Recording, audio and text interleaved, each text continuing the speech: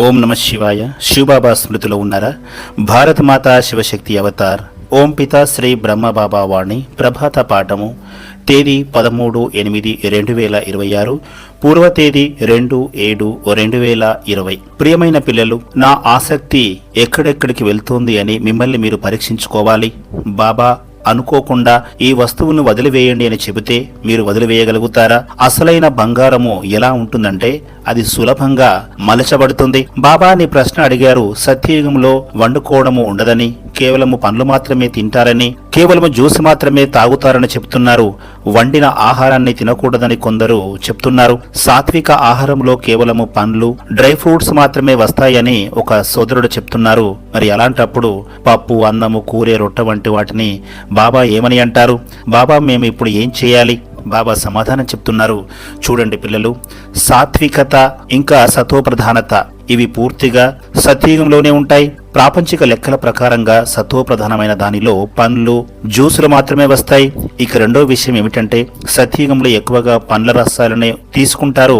మొదట్లో కూడా బాబా మనకు ఇదే విషయాన్ని తెలియచేశారు. పిల్లలు ధ్యానంలో వైకుంఠానికి వెళ్ళినప్పుడు అక్కడ ఏమి చూసి వచ్చేవారు? అక్కడ నుండి ఏం సందేశాన్ని తెచ్చేవారు? శూభి రసాన్ని తాగించారని, పండ్లు తినిపించారని చెప్పేవారు కదా. అంతేగాని పప్పన్నం తినిపించారు, రొట్టె కూర తినిపించారు, లేదా హల్వా పూలు తినిపించారని ఏ సందేశీ పుత్రిక కూడా చెప్పలేదు కదా.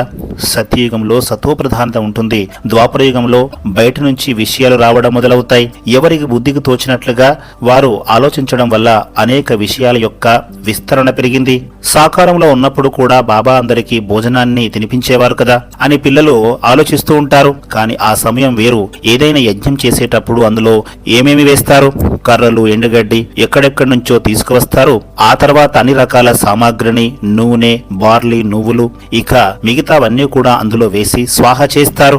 అదే విధంగా ఒక ఇంటికి పునాది వేసేటప్పుడు ఆ పునాదిలో ఏమేం వేస్తారు? వ్యర్థమైన వాటినంతా కూడా నింపి గట్టిగా తొక్కుతారు.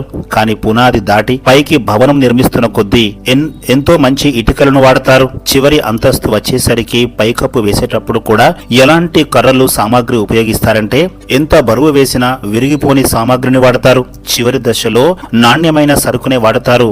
ఇప్పుడు బాబాకు కూడా ఏం కావాలి? ఇప్పుడు శుద్ధమైన ఆత్మలు కావాలి. ఎందుకంటే సమయం సమీపించింది. భవనము నిర్మాణం జరిగింది. కప్పు కూడా పూర్తయింది. గట్టి ఇటుకలు కూడా అమర్చబడుతున్నాయి. ఇక చివరి దశకు చేరుకున్నాము. అదే విధంగా పరీక్ష కూడా అలాగే జరుగుతుంది. పరీక్ష అని అనుకుంటూ ఉండగానే అకస్మాత్తుగా బాబా పరీక్షను నిర్వహిస్తారు. అందుకే సత్యయుగంలో సత్వప్రధానత ఉంటుంది. చూడండి, పూర్వకాలంలో తినే ఆహారంలో ఎన్ని రకాల ఆహార పదార్థాలు ఉండేవి కావు. ఒకే కూర, ఒకే చపాతి, ఒకటే వస్తువు ఉండేది. ఎక్కువ ఆడంబరము లేకపోయినా కూడా చాలా బాగుండేది. కానీ ప్రస్తుతం చూడండి, జీవించడానికి తినడం లేదు, తినడానికే జీవిస్తున్నారు అని అనిపిస్తుంది. ఇది తిను, అది తిను అంటూ పొట్టను ఒక పెద్ద డ్రమ్ము వలె మార్చేశారు. అందులో ఏది పడితే అది వేస్తూనే ఉన్నారు. దానివల్ల ఏమవుతుంది? శరీరము అనారోగ్యం పాలవుతుంది. పైగా ఇప్పటి ఆహారంలో ఇంతకు ముందు వలె శక్తి కూడా లేదు. ఇప్పుడు ఇంత తిన్నప్పటికీ ఒక 3-4 కిలోమీటర్లు నడవండి అంటే మాత్రము నడవలేరు. పూర్వకాలంలో ఎంతగానో నడిచేవారు. కాలినడకనే వెళ్లేవారు. రైల్వే స్టేషన్ నుంచి ఆబు పర్వతం పై వరకు కూడా నడుచుకుంటూ వచ్చేవారు. ఎద్దుల బండిలో కూడా వెళ్లేవారు. ఎద్దుల బండ్లు ఎప్పుడు వెళ్లేవారు? సామాన్లు ఎక్కువగా ఉన్నప్పుడు ఎద్దుల బండిలో వెళ్లేవారు. లేకపోతే మాత్రము పిల్లలు చాలా మంది కాలినడకనే వచ్చేవారు, వెళ్లేవారు. చాలా శ్రమించేవారు. పూర్వము ఇంత మంచి రోడ్లు ఉన్నాయా? కానీ ఇప్పుడు చూడండి, పుష్టిక ఆహారం తీసుకున్నప్పటికీ నడవలేకపోతున్నారు. సమయానుసారంగా అన్ని వస్తువుల యొక్క అవసరం ఉంటుంది. కానీ ఇప్పుడు సమయం ఎలాంటిదంటే దాదాపు అంతిమ సమయానికి చేరుకుంది. చూడండి పిల్లలు, వినాశనం జరిగినప్పుడు అది మీ చుట్టుపక్కల కూడా జరగకుండా ఉంటుందా? ఒకవేళ నీరు అంతా మురికిగా మారిపోతే మీకోసం ప్రత్యేకంగా శుద్ధమైన నీరు తెప్పిస్తారా ఆ సమయంలో? అప్పుడు కూడా సమయానుకూలంగానే అన్ని జరుగుతాయి. పిల్లలకు పరీక్ష ఎలా జరుగుతుంది? ఒకవేళ నీరు లేకపోతే ఇతరుల వలె మీరు కూడా తల్లడిల్లిపోతే ఇక మీకు వారికి వ్యత్యాసం ఏముంటుంది? మీ స్థితి ఎలా ఉండాలంటే మీకు నీరు లభించినా లభించకపోయినా మీలో శ్వాస కొనసాగుతూనే ఉండాలి. నీటి వైపుకు మీ బుద్ధియోగం వెళ్ళకూడదు. సమయం ఇలాంటిది రాబోతుంది, సరేనా? దీనినే సిద్ధి అని అంటారు. అవతలి వ్యక్తికి నీరు లభించడం లేదు, మీకు కూడా లభించడం లేదు. కానీ మీరు సంపూర్ణంగా మీ అంతరంగం అనే గుహలో కూర్చున్నారు. లోపల బాబానే మీకు ఆనంద రసాన్ని తాగిస్తున్నారు. మీరు పరిపూర్ణంగా ప్రశాంతంగా ఉన్నారు. అలాంటి సందర్భంలో తల్లడిల్లుతున్న ఆ వ్యక్తి మీ దగ్గరకు వచ్చి మీలాగే నేను కూడా ప్రశాంతంగా ఉండడానికి మీ చేతిని నా తలపైన ఉంచండి అని అడిగే విధంగా తయారు కావాలి. తప్పకుండా మీరు అలాగే తయారవుతారు. కానీ ఈ విషయం పైన పరీక్ష కూడా జరుగుతుంది. ఆహారం పట్ల ఎక్కువ ఆసక్తి ఉండకూడదు. ఎందుకంటే బ్రాహ్మణులకు రాబోయే పరీక్ష ఇదే విధంగా ఉంటుంది. ఎక్కువగా తినేవాళ్ళు అని ఎవరిని అంటారు? బ్రాహ్మణులనే అంటారు. బ్రాహ్మణుడికి భోజనం పెట్టించండి అని కూడా అంటారు కదా. మరి ఎక్కువగా తింటే ఏమవుతారు? ఇప్పుడు యజ్ఞంలో అందరూ ఎలా ఉన్నారు? ఇది తిను, అది తిను, అది తాగు, ఇది తాగు అని అంటూ ఉంటారు. ఒకవేళ అకస్మాత్తుగా ఇదంతా కూడా ఆగిపోతే, ఏమి దొరక్కపోతే అప్పుడు ఏమవుతుంది? అప్పుడు మీ పరిస్థితిని ఊహించుకోండి. ఏమవుతుంది? అందరూ ఫెయిల్ అయిపోతారు, అందరూ జీరో అయిపోతారు. ఎందుకంటే హీరో వెళ్లిపోతారు కాబట్టి మిగతా వారందరూ కూడా జీరోగా మిగిలిపోతారు. ఎవరో బాబాని అడిగారు, బాబా ఈ పరీక్షలో 95% మంది పిల్లలు ఫెయిల్ అయిపోతారు. బాబా చెప్తున్నారు 95% కాదు, 99% మంది పిల్లలు ఫెయిల్ అయిపోతారు. ఇప్పుడు చూడండి, ఒకసారి ఆలోచించండి. ఈ రోజు బాబా ఎవరి గురించి చెప్పకపోయినా బ్రాహ్మణులు అక్కయ్యల గురించి చెప్తున్నారు. ఈ రోజు ఇది వండండి, అది వండండి అని అనుకుంటూనే ఉంటారు. మరి పురుషార్థం ఏం చేస్తున్నారు? అప్పుడప్పుడు యోగంలో కూర్చున్నప్పటికీ కూడా అది వండాలి, ఇది వండాలని మాత్రమే వారి ధ్యాస ఉంటుంది. పిల్లలు వండడము, తినడము తప్పు కాదు. కానీ అందులోనే బుద్ధి యోగాన్ని ఉంచడము, పూర్తిగా అందులోనే చిక్కుకుపోవడము, తీవ్రమైన ఆసక్తిని పెంచుకోవడము ఇది చాలా తప్పు విషయము. తినడం తప్పు కాదు, వండడం కూడా తప్పు కాదు. వంట చేయడం అనేది ఒక కళ. వండడం వల్ల ఒక గుణం అలవడుతుంది. కానీ పూర్తిగా దానిపైనే వ్యామోహం పెరిగిపోవడము సరి అనేది కాదు. చాలా మంది పిల్లలు సాధనాలు చిక్కుకుపోయారు. ఇక్కడి నుంచి అక్కడి వరకు వెళ్ళాలంటే ఖచ్చితంగా కారులోనే వెళ్ళాలి అని అంటారు. పదండి నడుద్దాం, పరిగెడదాం అంటే పరిగెత్తగలుగుతారా? పరిగెత్తలేరు. మరి అలాంటప్పుడు ఏమవుతుంది? నాకు దీని అవసరం లేదులే అని అనుకోకూడదు. అవసరం ఉంటుంది. నాకు నీళ్లు దొరకకపోయినా, ఆహారం లభించకపోయినా నేను ఈ పరీక్షను దాటగలిగేలా తయారు కావాలి అని భావించాలి. చివరి పరీక్ష ఇలాగే జరుగుతుంది. అన్నిటికంటే పెద్ద పరీక్ష కూడా ఇదే. ఎవరో ఏదో అన్నారని లేదా ఎవరైనా నన్ను నిందించారని నేను ఏడవడం లేదా ఫెయిల్ అవడం అనేది పరీక్ష కానే కాదు. ఇవన్నీ చిన్న చిన్న విషయాలు. సాధారణంగా వచ్చే పరీక్షలు. అన్నిటికంటే పెద్ద పరీక్ష ఇక ముందు రాబోతుంది. అర్థమైందా? ఇంకేమైనా అడగాల? బాబాని అడిగారు, ప్రస్తుతం మేము నడుస్తున్న విధానములో ఏమైనా మార్పులు చేసుకోవాలా? బాబా సమాధానం చెప్తున్నా. చూడండి పిల్లలు, మార్పులు చేసుకోవాలంటే ఒకసారి సాధన చేసి చూడమని బాబా చెప్తున్నారు. నేనేం చేయాలి అని మీ మనస్సుకు ఒక ఆజ్ఞను ఇచ్చి చూడండి. మాకైతే తెలుసు ఇక్కడ అంతా సాధారణంగానే జరుగుతోందని. ఇతర ప్రదేశాలలో జరిగినట్టుగా ఇక్కడ హంగామా లేదు. సరే, మధ్యస్థంగానే నడుస్తుంది. మధ్యస్థం కంటే తక్కువగానే ఉంది. చాలా మంచిది. సరేనా? మీ మనస్సును మాత్రం అదుపులో ఉంచుకోండి.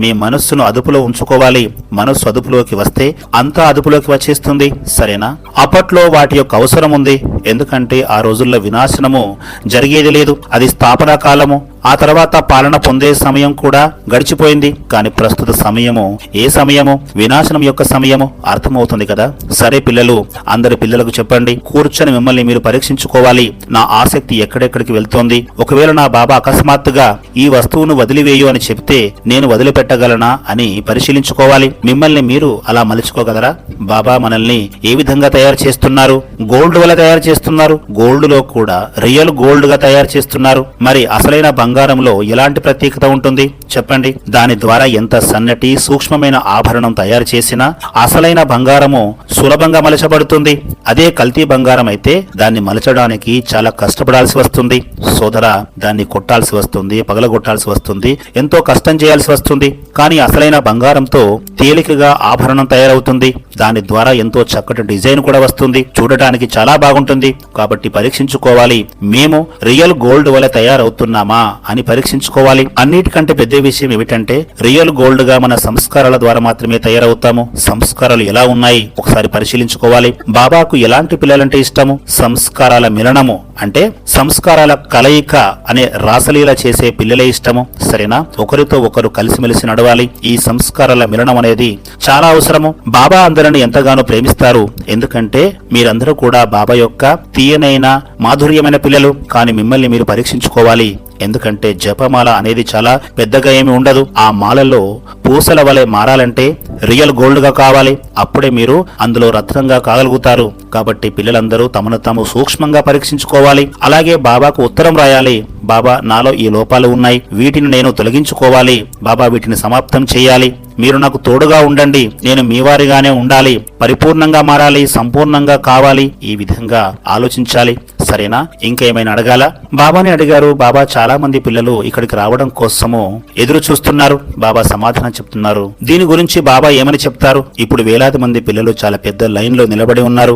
మొదట్లో తండ్రి సందేశము వెళ్ళినప్పుడు ఎవరూ కూడా దానిపైన దృష్టి పెట్టలేదు. ఇప్పుడు చూడండి బాబా ఎలాంటి సందేశాన్ని ఇస్తున్నారు. కేవలం సైగ మాత్రమే చేస్తారు. మరి సైగతో అర్థం చేసుకునే వారిని బాబా ఏమని అంటారు? ఎలాంటి బిరుదునిస్తారు? దేవత అని అంటారు కదా. సైగతో అర్థం చేసుకునేవారు దేవత. చెప్తే చేసేవారిని మనుషులుగా చెప్తారు. మరి చెప్పినా కూడా చేయని వారిని ఏమనాలి? మీరే అర్థం చేసుకోవాలి. ఆ బిరుదును కూడా మీరే తీసుకోవాలి. మీకు ఏది నచ్చితే ఆ బిరుదునే ఉంచుకోవాలి. మీకు ఏది సరిపోతుందని అనిపిస్తే ఆ బిరుదునే ఉంచుకోవాలి. ఇప్పుడు సూక్ష్మవచనంలో కూడా ఏ భాష ఉంది? సైగల భాషనే ఉంటుంది. దృష్టి ద్వారా చూస్తే ఎదుటివారికి అర్థమైపోతుంది. నా బాబా నాకు ఏమి చెప్తున్నారు అనే విషయం తెలిసిపోతుంది. ఆ విధంగా తయారు కావాలి. అనుసంధానం ఎలా ఉండాలి? చూడండి, ఈ రోజు పిల్లలందరూ టెలిఫోన్ చేసి ఏమని మాట్లాడతారు? హలో ఎక్కడున్నావు అని అడుగుతారు కదా. కానీ తండ్రితో అనుసంధానం కావడానికి పిల్లల దగ్గర ఏ టెలిఫోన్ ఉంది? మనసు అనే టెలిఫోన్ ఉంది. అందులో ఒకటి నా బాబా, రెండవది నేను అనే ఈ 2 నెంబర్లు మాత్రమే ఉన్నాయి. టెలిఫోన్ చేయగానే తండ్రి వెంటనే హలో, ఏ కుమారుడు కుమార్తె మాట్లాడుతున్నారు అని అడుగుతారు. అప్పుడు మీరు ఏమని చెప్తారు? బాబా మీ అత్యంత ప్రియమైన సంతానాన్ని మాట్లాడుతున్నానని మీరు చెప్తారు. బాబా మీరు నా దగ్గరికి విచ్చేయండి, నాకు మీ అవసరం ఉంది అని అడగాలి. బాబా ఏమని సమాధానం చెప్తారు? సరే పిల్లలు నేను వచ్చేస్తున్నాను అని చెప్తారు. ప్రకాశం రావడానికి ఎంతో కొంత సమయం పడుతుంది. కానీ బాబా యొక్క వేగం అంతకంటే సూపర్ ఫాస్ట్. ఇదిగో పాప అంటూ వచ్చేస్తారు. థ్యాంక్ యూ బాబా, మీరు వచ్చేశారు, నాకు లభించారు, మీరు ఎంతో ప్రియమైన వారు అని మీరు చెప్పాలి. తండ్రి యొక్క ప్రేమ ఈ విధంగా ఉంటుంది. కేవలం మీరు సైగ చేశారు, మనసులో సంకల్పం చేశారు, అంతే బాబా వచ్చేస్తారు. కానీ ఇక్కడ బాబా చెప్పి చెప్పి అలసిపోతున్నారు. అయినా పిల్లలు చెప్పిన ప్రకారంగా నడుచుకోవడం లేదు. అలాంటి పిల్లలను ఏమని అనాలి? బాబా పిల్లలు విచ్చేయండి అని బాబా పిలుస్తూనే ఉన్నారు. కానీ పిల్లలు మాత్రము ఆగండి, ఇప్పుడు టైం లేదు అని అంటున్నారు. సరే టైం లేకపోతే మానేయండి. ఆ తర్వాత బాబా మిమ్మల్ని రావాల్సిందిగా పిలవరు. అప్పుడు మీ దగ్గర చాలా టైం ఉన్నప్పటికీ ఇది చేయండి అది చేయండి అని తండ్రి ఎలాంటి ఆదేశాన్ని ఇవ్వరు. ఇప్పుడు బాబా చెప్తూనే ఉన్నారు. అయినప్పటికీ మీరు ఎన్నిసార్లు మురళి చదువుతున్నారు? పిల్లలు ఎంత దూరంలో కూర్చున్నా కూడా పిల్లలు వెంటనే అర్థం చేసుకుంటారు. బాబా మాకు అలాంటి పని వచ్చింది, అలాంటి సేవలో మునిగిపోయాము అని కారణాన్ని చెబుతారు. తండ్రి కంటే గొప్ప కారణం ఏముంటుంది? తండ్రి కంటే పెద్దది ఏదైనా ఉంటుందా? ఎక్కడో కూర్చొని చదువును చదవకపోతే బాబా మాత్రం ఏం చేస్తారు? సోమరితనము అలసత్వంలో ఉంటారు. చూడండి, అలా ఉండకూడదు. కొందరు పిల్లలు ఎంతో నిర్లక్ష్యంగా తయారవుతున్నారు. ఆ తర్వాత దుఃఖం వచ్చినప్పుడు బాబా కాపాడండి, దుఃఖంలో ఉన్నాను, బాబా విచ్చేయండి అని అరుపులు పెడతారు. బాబా వచ్చి అంతా బాగు చేసి పరీక్షను తొలగించగానే బాబా బై బై మళ్లీ కలుద్దామని చెప్తారు. దుఃఖం వస్తేనేమో అరుస్తారు. దుఃఖం లేకపోతే కలవడానికి వారికి అవకాశమే ఉండదు. ఇప్పుడు తండ్రి చెప్తున్నారు, సుఖంలోను దుఃఖంలోను గుర్తు చేసుకోండి, అప్పుడే బాధలు మీకు కలగవు. పిల్లల నుంచి బాబాకు ఏమి కావాలి? అసలు తండ్రికి మనం ఏమి ఇవ్వగలము? ముందు చెప్పండి. ఇవ్వడానికి మన దగ్గర ఏముంది? ఒక అణా పైసా కూడా లేదు. తండ్రి ఇచ్చే దానికి ప్రతిఫలంగా మన దగ్గర ఏమీ లేదు. తండ్రికి మనం ఏమి ఇవ్వగలము? ఏమి ఇవ్వలేము. కానీ తండ్రి నుంచి మనము ఏమేమి తీసుకుంటున్నాము? తండ్రిని ఎంత డిమాండ్ చేస్తున్నాము? మిమ్మల్ని మీరు ఒకసారి చెక్ చేసుకోండి. నేను ఏ మేరకు పవిత్రంగా మారాను అని చూసుకోవాలి. అందరూ పిల్లలు ఎక్కడెక్కడో కూర్చొని ఉన్నారు. కొందరైతే బాబా మాట అసలు విననే వినరు. బాబా ఇక్కడి నుంచి కూర్చొని పిల్లలకు ఉత్తరాన్ని పంపుతారు. కానీ సగం వింటారు, ఆ సగం తర్వాత వింటారు. బాబా మురళిని పూర్తిగా విననే వినరు. బాబా ఎంతో మంచి విషయాలను తెలియచేస్తారు. కానీ వారు మాత్రము మురళిని పూర్తిగా వినరు. మళ్ళీ బాబా మేము మిమ్మల్ని ఎంతో ప్రేమిస్తున్నామని చెప్తారు. మరి అలాంటి వారిని ఏమనాలి? కొందరు పిల్లలు నాకు దీని యొక్క అవసరమే లేదు అని అనుకుంటారు. సరే వినకండి, అయితే సందేశం మాత్రం అందరికి ఇవ్వండి. బాబా ప్రతి ఒక్క బిడ్డను గమనిస్తున్నారు. అవును, కొందరు పిల్లలు ఎంతో ప్రేమతో ఎంతో మధురంగా స్మృతి చేస్తున్నారు, ఎంతగానో ప్రేమిస్తారు. అక్కడక్కడ అలాంటి పిల్లలు కూడా ఉన్నారు. బాబా మాకు ఏమీ వద్దు, కేవలము మీరు మాకు లభిస్తే చాలు అని అనుకుంటున్నారు. అలాంటి ప్రియమైన పిల్లలు కూడా ఉన్నారు. బాబా వారిని గుర్తు చేసుకుంటారు. ఓ నా మధురమైన పిల్లలు, ఓ గారాబాల పిల్లలు అని బాబా గుర్తు చేసుకుంటారు. అలా తయారు కావాలి. ఎలాంటి పిల్లలుగా? తండ్రే పిల్లలను స్వయంగా గుర్తు చేసే విధంగా తయారు కావాలి. సరేనా? ఓ మధురమైన పిల్లలు, బాబా తన మధురాతి మధురమైన పిల్లలందరికీ ఆలనా పాలన ఇస్తున్నారు. మధురాతి మధురమైన పిల్లలకు ప్రియ స్మృతులను తెలియచేస్తున్నారు. ఈరోజు సద్గురువారము. ఇది బాబా యొక్క రోజు. ఈ రోజు ఎంతో మహత్వపూర్ణమైన రోజు, సద్గురువారము. సాకారములో మేము ప్రశాంతంగా ఒకరోజు కూర్చున్నప్పుడు అకస్మాత్తుగా ఏదో జరిగినట్లు అనిపించింది. శరీరంలో ఏదో అలజడి మొదలైంది. ఏదో చలనం మొదలైంది. చివుక్కుమన్నట్లుగా అనిపించింది. కానీ ఏం జరుగుతుందో అర్థం కాలేదు. ఆ రోజు ఆ సృష్టి రచయిత దిగి వస్తారని కలలో కూడా ఊహించలేదు. అలాంటి సంకల్పం కూడా చేయలేదు. ఆ రోజు కూడా అది సద్గురువారమే అని మాత్రమే గుర్తుంది. తండ్రి ఆగమనం యొక్క తిథి తేదీలను ఎవరూ తెలుసుకోలేరు. అది ఏ రోజు, ఏ నిమిషం, ఏ గంట అనేవి నా మనసులో లేవు. ఎందుకంటే ఆ సమయంలో అకస్మాత్తుగా అలా కూర్చొని ఉన్నాను. సమయాన్ని చూడటానికి గడియారం కూడా ఎదురుగా లేదు. శరీరం మాత్రం అలజడిగా ఉంది. కూర్చొని ఎంతో ప్రశాంతంగా భక్తి చేసుకుంటున్నాను. ఆ రోజు చాలా ఆనందంగా అనిపిస్తోంది. ఇంతలోనే బాబా వచ్చేశారు. ఇది ఏమిటి? ఏదో జరిగింది అనిపించింది. ఆ రోజు ఎంతో ప్రేమపూర్వకమైన రోజు. అది ఎంతో ఆశ్చర్యకరమైన రోజు. ఆ నెల కూడా జనవరి నెలనే. ఈ శరీరంలోకి వచ్చిన నెల కూడా జనవరి నెలనే. ఈ శరీరం నుంచి వెళ్ళిన నెల కూడా జనవరి నెలనే. ఈ శరీరంలోనూ ఆ శరీరంలోనూ ఎంతో గొప్ప కాంబినేషన్ను బాబా కుదిర్చారు. అద్భుతమైన బాబా, మధురమైన బాబా, బాబా ఎంతో ప్రియమైన వారు. మరొకరు అడిగారు, గుల్జార్ దాది శరీరంలోకి కూడా బాబా జనవరి నెలలోనే వచ్చారా? అది కూడా జనవరి నెలలోనే జరిగిందా? బాబా సమాధానం చెప్పారు, వారిలో కూడా జనవరి నెలలోనే వచ్చారు, కానీ తేదీ అటు ఇటుగా ఉంటుంది. సరే పిల్లలు, బాబా చెప్తున్నారు, మధురమైన పిల్లలు, ప్రియమైన పిల్లలు తండ్రి పిల్లలందరినీ ఎంతో ప్రేమిస్తారు. కానీ పిల్లలు ఆ ప్రేమకు ప్రతిఫలంగా ఏమిస్తున్నారు చెక్ చేసుకోవాలి. సరేనా? ఈరోజు సద్గురువారము, ప్రియాతి ప్రియమైన బాబ్దాద యొక్క రోజు. నాకు దాదా కూడా వారే, బాబా కూడా వారే అని భావించాలి. ఇద్దరు కూడా శివబాబానే. ఎవరికి వారు తమ కోసము నా దాదా, నా తల్లి, నా తండ్రి, నా బంధువు, నా స్నేహితుడు అని వారినే భావించాలి. వారే మధురాతి మధురమైన బంధువు, స్నేహితుడు. బాబ్దాదాల అందరి వైపున ప్రియస్మృతులు బాబా ఒక్కరే. వేలల్లో ఒకరు కాదు, లక్షల్లో ఒకరు కాదు, కోట్లలో ఒకరు కాదు, అసంఖ్యాకమైన వారిలో ఒకే ఒక్కరు అని అంటారు కదా. సరైన పిల్లలు, అందరికీ ప్రియ స్మృతులు. రాబోయే స్వర్ణిమ యుగానికి గుడ్ మార్నింగ్. మధురాతి మధురమైన పిల్లలకు ప్రియ స్మృతులు. ఎక్కడెక్కడనో వింటున్న బంధనంలో ఉన్న పిల్లలందరికీ కూడా ప్రియ స్మృతులు. పిల్లలు అక్కడక్కడ ఎంతో ప్రేమపూర్వకంగా మురళి వింటున్నారు. ఆ తర్వాత, బాబా మేము మీ దగ్గరకు రాలేమని మీకు తెలుసు కదా, బాబా మీకు కూడా తెలుసు కదా మేము బంధనాల్లో ఉన్నామో అని చెప్తారు. అది ఏ బంధనమో కూడా మీకు తెలుసు కదా అని చెప్తారు. ఇందులో కుమార్తెలు ఉన్నారు, కుమారులు ఉన్నారు. వారికి ప్రేమ కూడా చాలా ఉంది, కానీ వదిలిపెట్టలేకపోతున్నారు. తండ్రి వదిలివేయమని ఎవరికి కూడా చెప్పరు. ఎందుకంటే ఇది ప్రేమ బంధనము. అంటే బాబా పైన ఎంత ప్రేమ ఉందనేది. సరేనా? రహస్యంగా దాక్కొని మురళి వింటూ తండ్రిని స్మృతి చేస్తున్న పిల్లలందరికీ కూడా ప్రియ స్మృతులు. సరేనా? బాబాని అడిగారు, ఒక బిడ్డ మీకు ఉత్తరం రాశారు అని. బాబా సమాధానం చెప్తున్నారు, విన్నాను, చదివాను. అవును, పిల్లలందరూ చాలా మధురమైన వారు. అంతే, నా బాబా ఎవరి చేతనో బంధించబడి ఉన్నారు అనే విషయాన్ని బుద్ధి నుంచి తీసివేయాలి. ఎందుకంటే తండ్రి ప్రకృతిపతి. నేను కూడా ఈ శరీరాన్ని వదిలి వెళ్ళిపోయినప్పుడు ప్రకృతికి అతీతంగా అయిపోతాము. అలాంటప్పుడు అది మా బాధ్యత, అది మా ఇష్టం అని చెప్పడం జరుగుతుంది. పిల్లలు కేవలం ఒక జన్మను మాత్రమే చూస్తున్నారు మహారథిగా. కానీ తండ్రి జన్మ జన్మాంతరాలను చూసేవారు, జన్మల జ్ఞానాన్ని తెలిసినవారు. కాబట్టి ఎక్కడికి రావాలి, ఎవరిలోకి రావాలి అనేది తండ్రి నిర్ణయిస్తారు. తండ్రి స్వయంగా తాను నిర్ణయించుకుంటారు. తండ్రి ఎవరిని అడగవలసిన అవసరమే లేదు. ఎందుకంటే ఈ సృష్టి తండ్రిది, పిల్లలు తండ్రివారు, ప్రకృతి కూడా తండ్రిదే, ఈ శరీరాలు కూడా తండ్రివి, యజమాని కూడా తండ్రే. పిల్లలు, బాబా మీరు అడిగి రావాల్సింది కదా, అడిగి వెళ్ళిపోవాల్సింది కదా అని అంటూ ఉంటారు. కానీ పిల్లల మాట విచిత్రంగా ఉంది. మీరు యజమానులా లేక తండ్రి యజమానులా? ఎవరు యజమాని? ఈ మొత్తం ప్రపంచము మా యొక్క ఇల్లు. పిల్లలందరిపైన తండ్రికి సంపూర్ణ అధికారం ఉంటుంది. కానీ పిల్లలు మీరు ఇప్పుడు విచిత్రంగా మాట్లాడుతున్నారు, అడిగి వెళ్ళాలా అని చెప్తున్నారు.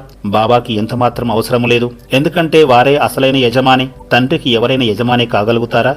అందుకే నిశ్శబ్దంగా మిమ్మల్ని మీరు ఆత్మగా భావించాలి, దేహి అభిమానిగా మారాలి.